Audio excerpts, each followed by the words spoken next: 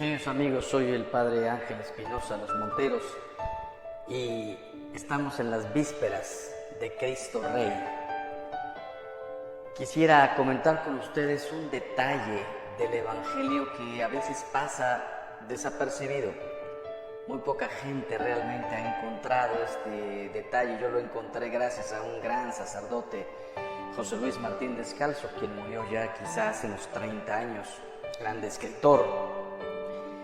¿De qué les quiero hablar? Mire, después de la multiplicación de los panes y de los peces, dice el Evangelio que quisieron coronar a Cristo Rey y él se retiró a la montaña a orar. Sabía que venían a coronarlo rey. ¿Por qué? Porque era un rey, por decirlo así, de un éxito, de un triunfo material. Acababa de darle de comer a todo el pueblo, tenía una capacidad de palabra impresionante. Este es el Mesías que había de venir al mundo. Este es el rey, este es el hijo de David. Jesús sabía que no iba a reinar en ese momento y por eso se abrió paso, salió y se fue a orar. ¿Cuándo es cuando Cristo realmente es rey? En la cruz, cuando entrega su vida por nosotros, cuando derrama hasta la última gota de su sangre. Es coronado no con una corona de oro, sino con una corona de espinas. ¿Y cuál es el detalle que a mucha gente se le pierde? Dice el Evangelio, 3 evangelios y una carta de San Pablo, que Jesús gritó en la cruz. Pero cualquiera podría decir, ¿cómo no iba a gritar? Que todos hubiéramos gritado de dolor. No es así de fácil. Miren, el Evangelio de San Mateo dice, 27:50. Jesús entonces, dando de nuevo un fuerte grito, exhaló el espíritu. Marcos 15:37. Jesús, lanzando un fuerte grito, expiró. Lucas 23:46. Jesús, dando un fuerte grito, dijo, Padre, en tus manos encomiendo mi espíritu. Y San Pablo dice en una de sus cartas, habiendo ofrecido en los días de su vida mortal oraciones y súplicas con un gran grito y lágrimas al que era poderoso para salvarle de la muerte. Gritó. La cosa increíble es esta. Gritó y exhaló el espíritu. Cuando no le quedaba más que inclinar la cabeza y morir, lanzó este grito que debió ser impresionante. Durante 2000 años muchísimos místicos y gente y sacerdotes han estado reflexionando por qué este grito. Y ha habido diversos motivos. Hay quien dijo por soledad. Todos los mártires tuvieron a alguien en quien apoyarse, en Cristo. Sentían su presencia, su fortaleza. Jesucristo estaba completamente abandonado. Incluso llegó a decir, Padre, Dios mío, ¿por qué me has abandonado? Hecho pecado en la cruz, solo, sin el consuelo de nadie. En un momento dejaron pasar a María, su madre, a Juan, el apóstol, a otras 3 mujeres. Pero su pueblo, los príncipes de su pueblo, sus apóstoles, a quienes les había dedicado todo el tiempo, uno lo había entregado, otro lo había negado, otros 9 habían corrido. Ahí estaba uno. Los 10 habían corrido, uno había regresado. Gritó por soledad. Otros dicen, gritó por desesperación. Pero no, sería muy extraño que al mismo tiempo gritara y dijera, Padre, en tus manos encomiendo mi espíritu. No fue por desesperación. Hay quien dice, murió por la duda de lo que podría haber del otro lado. Imposible.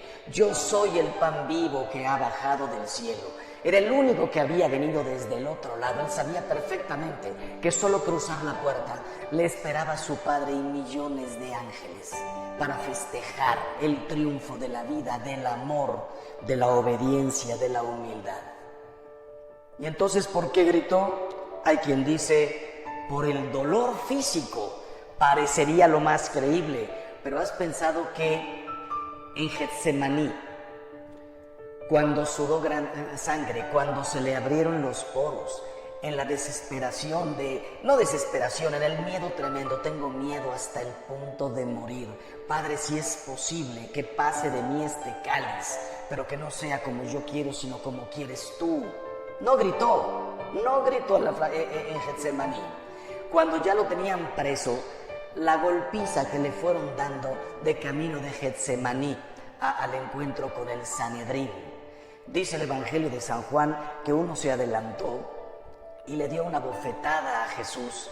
Si analizamos seriamente la sábana santa, se ve como tiene todo el ojo cerrado y no gritó, al contrario, con una paz y una tranquilidad le dice: si he hablado mal, prueba en qué. Si no, ¿por qué me pegas? Probablemente con todo el ojo ya cerrado de ese golpe. No gritó. De ahí siguió el camino a casa de Anás, de Caifás, de Herodes, hambre, sueño, insultos, nada, no hay un solo grito. De ahí viene la flagelación.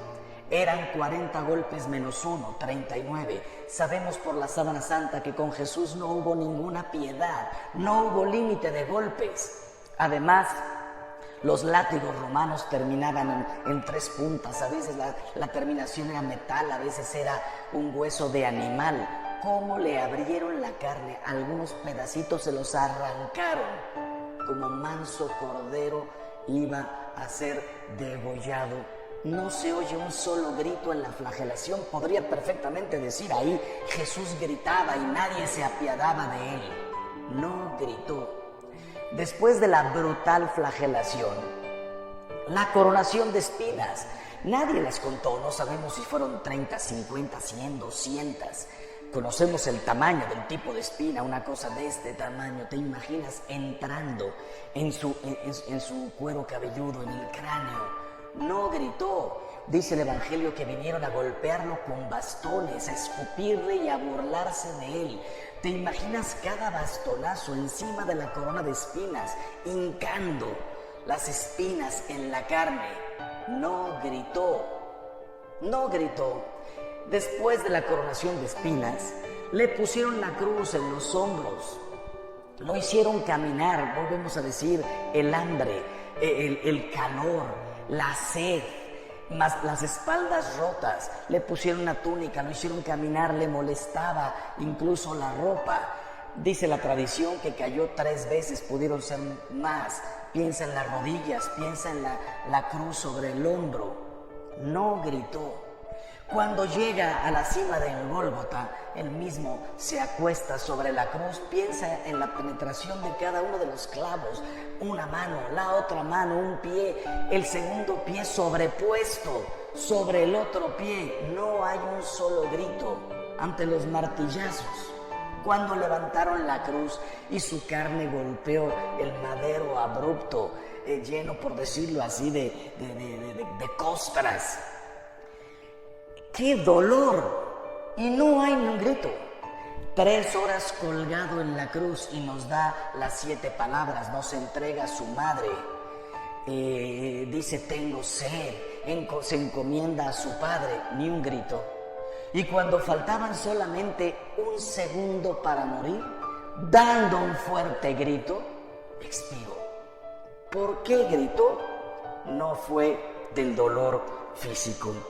Y entonces viene este sacerdote José Luis Martín Descalzo y dice: gritó por el dolor moral. Dolor moral. Lo grave no es morir, sino morir inútilmente. ¿Por cuántos? ¿No te daría gusto a ti que me estás escuchando morir si te asegurara yo ahora mismo que tu muerte será la redención, la paz, todo para todo el universo? Creo que hasta yo me ofrecería. En cambio, Jesús sabía para cuántos iba a ser inútil, para cuántos moría en vano. El Evangelio de San Lucas, en el capítulo 14, versículo 13, dice: acabado todo tipo de tentación, el diablo se alejó de él hasta un tiempo oportuno. ¿Qué significa un tiempo oportuno? ¿Recuerdan ustedes las 3 tentaciones? Pide que estas piedras se conviertan en pan. tírate del pináculo porque total los ángeles te atraparán, te sostendrán con sus alas. Tercera tentación, póstrate y adórame y todo esto te daré. Y Jesús había respondido con una entereza: no solo de pan vive el hombre. No tentarás al Señor tu Dios, solo a Dios adorarás. No había tenido, con todo y que tenía 40 días de ayuno, no había tenido el problema en responder con esa entereza. Sabemos por el Evangelio de San Juan 13:2, dice: cuando ya el diablo había inspirado a Judas, estaba rondando ahí el diablo. Y dice Juan 13:27, tras el bocado entró en él Satanás, en Judas. Estaba ahí en la última cena rondando. Dice José Luis Martín Descalzo: ¿cuál es ese otro momento oportuno en el que se presenta el diablo a tentar a nuestro Señor? Probablemente fue en la cruz. No habrá llegado Satanás en ese momento para presentarle como un velo enorme. ¿Para cuántos moría en vano? ¿Cuántos no se iban a reconciliar? ¿Cuántos lo iban a odiar para siempre en aquel tiempo y ahora? ¿No habrá visto desde la cruz la mediocridad de sus elegidos? Los apóstoles, los discípulos, los que vendríamos después, sacerdotes, laicos, consagradas, religiosos y religiosas. La mediocridad de todos nosotros, el que nos había llamado a la santidad y a la perfección. ¿No habrá visto desde la cruz las falsificaciones de su evangelio? Usar el evangelio del amor para convertirlo en el del poder, del dinero, de no sé cuántas cosas. ¿No habrá visto desde la cruz la violencia de los violentos? El que acababa de decir en la última cena: un mandamiento nuevo os doy, el que ya existía desde antes, ahora completamente purificado, que os améis los unos a los otros como yo os he amado. Perdonad a quien os persigue, amad a vuestros enemigos, orad por quien os hace el mal, por quien os calumnia. Él lo había dicho. ¿No habrá visto desde la cruz la violencia de las grandes guerras? Nosotros recordamos la Primera Guerra Mundial, la Segunda, la Guerra Civil Española, los cristeros, Vietnam, Corea. No podemos olvidar que desde hace 2000 años, si no es que 3000, siempre, en algún lugar del mundo siempre se ha estado en guerra. En el medioevo, antes las conquistas, los imperios, antes de Cristo, después de Cristo, sometimiento a los demás, pero Él había venido a renovar todo eso. ¿Cuántos de nosotros no entenderíamos cuántas guerras, cuántas muertes? Pero olvídate de la guerra, la violencia familiar, la violencia con la persona a quien le dijiste un día que la ibas a amar para toda la vida, la violencia de los violentos. El imperio de la mentira, el que había dicho yo soy la verdad. ¿No habrá visto desde la cruz cuántas mentiras, las grandes mentiras de los comunismos, populismos, embaucando a miles de millones de personas? El sufrimiento de todas estas personas, las mentiras de las ideologías. Yo soy dueña de mi cuerpo, yo hago con mi vida lo que me da la gana. Tengo derecho a pedir mi propia muerte, la eutanasia. La mentira, el que había dicho yo soy la verdad, yo soy la vida, yo soy el camino. ¿Cuántas cosas no habrá visto Jesús desde la cruz? Y el imperio de la mentira a nivel familiar, a nivel conyugal, con los socios, con los clientes. ¿No habrá visto desde ahí lo que nos costaría decir la verdad? ¿No habrá visto desde la cruz las divisiones entre cristianos? Él había dicho en la última cena: Padre, que todos sean uno, como tú y yo somos uno. La Iglesia Católica, la Iglesia Ortodoxa, la Iglesia Luterana, calvinistas, anglicanos, los protestantes en general, la cantidad de divisiones, después la mentira, la violencia de tantas sectas que iban a venir, todas en nombre de Cristo o la mayoría el que había dicho, Padre, que todos sean uno, como tú y yo somos uno.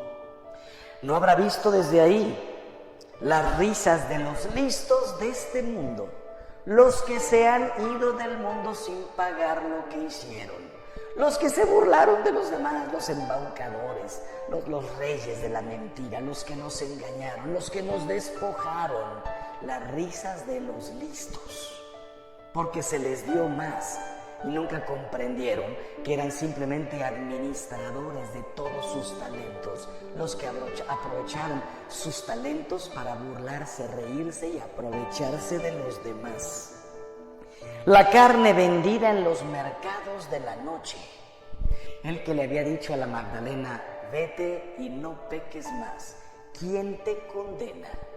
Qué impresionante lo que iba a venir durante 2000 años más en estos tiempos. El pisotear la dignidad de las mujeres, de los hombres, la santidad del matrimonio, de la familia, por dinero, por pagarme unos estudios, por comer, a veces por puro placer, por hambre de dinero, por crecer más rápido, pisoteando tu propio corazón, tu dignidad. ¿No habrá visto desde la cruz el llanto de los inocentes oprimidos? No solamente son tantos niños, tantas niñas, sino tanta gente débil, los enfermos, los abortos, miles de millones ya, porque no tienen voz, porque son pequeñitos. Ya estaba completamente formado su cuerpo, solo le faltaba crecer. Primero se le ofrecían, se le sacrificaban bebés a las deidades, dioses inexistentes, con hambre y con sed de sangre. Sí, lo podemos entender hace 3000 años, cuando había cero cultura. Hoy se le ofrecen los niños al placer, a mantener la belleza de mi cuerpo, al dinero, a la libertad, al simplemente cumplir mi voluntad y mis caprichos por encima de todo deber y de todo respeto. ¿No habrá visto Jesús desde la cruz, dice el sacerdote, las falsas palabras de los redentores del pueblo? Las falsas palabras de los redentores del pueblo. Cuántas soluciones llenas de mentira, cuántas expectativas que nos iban a llevar a nada, a la pobreza, a la miseria. Piensen en el comunismo, piensen en algunos países que no han podido salir de ahí. No habrá escuchado, no habrá visto desde la cruz el odio circulando en los corazones como un sapo negro. El que había dicho, amaos, cuánta gente iba a odiar. No puedo perdonar a mi cuñado, jamás volveré a hablar con mi concuña, tengo cero relación con mis suegros, no puedo ver a mi exmarido, a mi exmujer. A mí como sacerdote me ha tocado escuchar, odio a mi padre. ¿Se puede odiar a un padre? Honrarás a tu padre y a tu madre. Es que usted no sabe lo que me hizo. ¿No habrá visto desde la cruz el hambre de dinero resbalando por debajo de las puertas de todas las almas? El Hijo del Hombre no tiene una piedra donde reclinar la cabeza. Dormía en el campo, se hospedaba en la casa de Lázaro, Marta y María. Se quedaba en la casa de la suegra de Pedro, en la casa de Pedro. Dormía donde se podía, se quedaba dormido en la montaña, en una barca. ¿No habrá visto desde ahí el hambre de dinero, de poder, de satisfacción, de caprichos? ¿No habrá visto desde la cruz el infierno de los que cerraban sus vidas a las llamadas de su amor? ¿No habrá comprendido que podría dar un sentido al sufrimiento humano, pero no librar del sufrimiento y de la muerte a los hombres? El que había venido a dar su vida por nosotros, el que había sufrido hasta el máximo, hasta la última gota de su sangre. ¿No habrá escuchado desde la cruz el llanto en tantos hospitales? Madres perdiendo a sus hijos, hijos enterrando a sus padres. Padres, hermanos, familias viendo impotentes que no se iban a poder curar miles de personas y que iban a vivir en el dolor en una silla de ruedas por 20, 30 y 40 años. ¿No habrá sentido congelarse su alma ante el frío latigazo de la indiferencia? De los que no somos malos, de los que no tenemos hambre de dinero, de los que no somos poderosos, de los que no le hemos hecho mal nunca a nadie, pero que nuestra grande desgracia es la indiferencia. El que había venido a preocuparse por el leproso, por el ciego, por el paralítico, por la viuda, por el muerto, por todos se había preocupado. Le hacían filas de personas para que las curara. Se preocupaba por los mismos de Israel y en cuantas ocasiones dijo: no he venido para estos, pero bueno, tráiganmela. Yo he venido a curar a todos, a todo el mundo, a sanarlos del pecado y de la enfermedad. ¿Cómo no iba a gritar? Gritó. Y su grito sigue ahí, taladrando las paredes de la eternidad y de la historia. Y los hombres inventamos un mar de ruidos y de estruendos para no escuchar su grito. Nadie lo escucha, o casi nadie. Apagado por los televisores, amortiguado por las guitarras eléctricas, cloroformizado por las risas de un mundo que no quiere oír los llantos de los hombres y mucho menos el llanto de Dios. Hay que guardar silencio para escuchar ese grito. Hay que amar para escucharlo. Pues bueno, mañana es día de Cristo Rey. Está ahí en su trono, en la cruz. Le faltan unos instantes para morir. Date hoy un tiempo para ir al sagrario, para ir a misa, para ponerte delante de un crucifijo y verlo y decirle: perdóname, Señor, gritaste, porque también me viste a mí.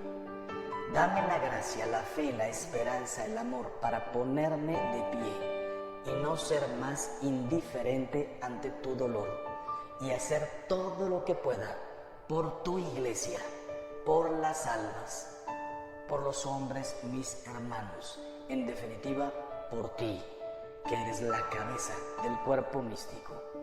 Yo sé, Señor, que por ti no puedo hacer nada. Tú estás junto, Padre, tú estás ya allá. Pero tú te has identificado con cada uno de los pequeños. El que dé de beber, aunque sea un vaso de agua, a uno de estos pequeños, a mí me lo da. Hoy me pongo de pie y te digo, Señor, voy a consumir mi vida haciendo todo el bien que pueda, a toda la gente que pueda, con mis palabras, con mi testimonio, con mis obras, con mi ejemplo, con mi vida, con un consejo, con mi oración y con mi sacrificio. Queridos hermanos, que viva Cristo Rey y que nosotros reinemos con Él.